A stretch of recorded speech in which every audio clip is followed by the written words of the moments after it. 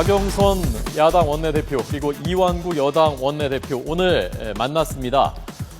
오늘 계속해서 여야가 이 문제로 협상을 계속하고 있고요.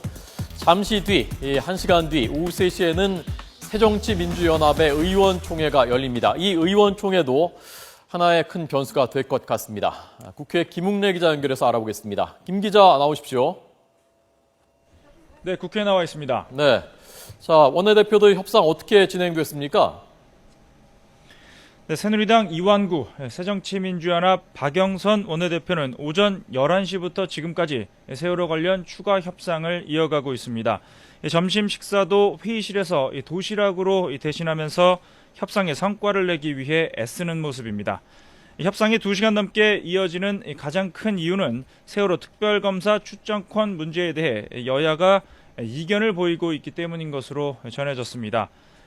앞서 여당은 기존 합의대로 현행법에 따라 특검 후보추천위원회에 추천권을 줘야 한다는 입장을, 새정치민주연합은 기존 합의도 중요하지만 무엇보다 유가족과 국민의 뜻이 중요하다며 합의 보완이나 재협상을 요구해왔는데요.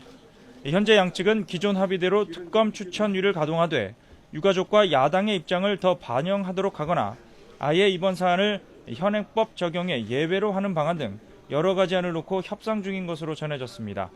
원내대표 회동에 앞서 세월호 특별법에 대한 여야 정책위의장의 세부 협상도 있었습니다.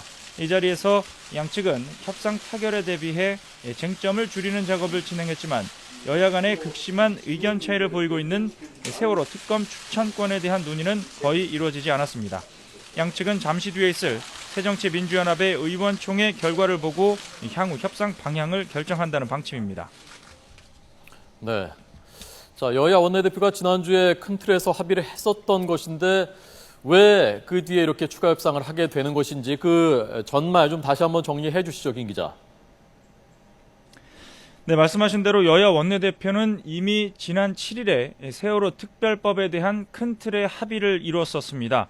세월호 특별검사 추천 권한을 야당이 포기하는 대신에 진상조사위원회에 유가족 측의 인원을 늘리도록 하는 게 핵심 내용이었습니다.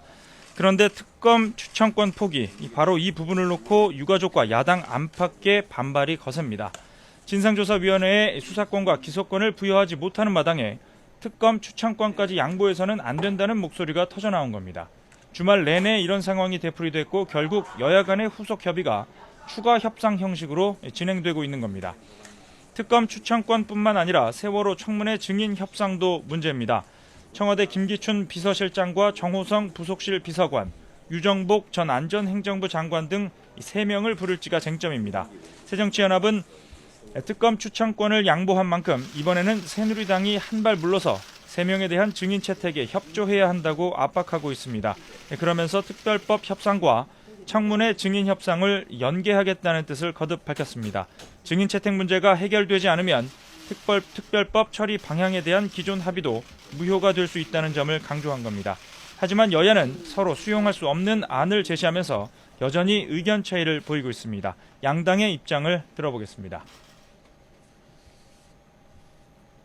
합의한 대로 18일부터 청문회를 실시하고 쟁점이 되고 있는 나머지 5명, 김기춘, 정호성, 유정복, 문재인, 송영길 정인에 대하여는 8월 20일까지 여야 간 협의를 통해서 할 것을 다시 한번 제안한다. 김기춘 실장이 나오는데 문재인 의원이 전제 조건이 되는 것은 저희가 용납할 수 없고 문재인 의원을 요구한다면은 이명박 전 대통령 출석시키십시오. 저희가 전 정부의 최고 책임자에 대한 예우 차원에서 문재인 후보를 출석시키도록 하겠습니다. 결국 청문회 증인 채택 문제에 양당 원내대표가 얼마나 이견을 좁히는지, 또 새정치연합 의원총회에서 협상 결과에 대해 어떤 의견이 나오느냐가 세월호 정국의 중대 변수가 될 전망입니다. 지금까지 국회에서 YTN 김웅래입니다.